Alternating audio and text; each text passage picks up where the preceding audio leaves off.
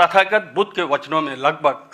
100 वॉलम्स हैं, जिसमें जो कंटेंट की दृष्टि से देखा जाए 1100 से भी ज़्यादा है।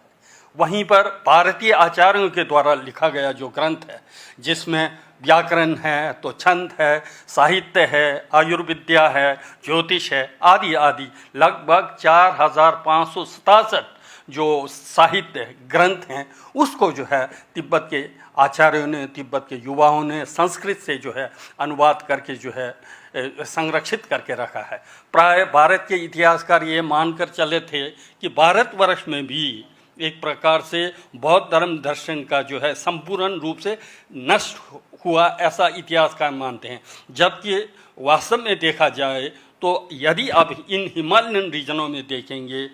अरुणाचल से लेकर सिक्किम से, दार्जिलिंग से हिमाचल, लद्दाख आदि में कभी भी बौद्ध धर्म संपूर्ण रूप से नष्ट नहीं हुआ है।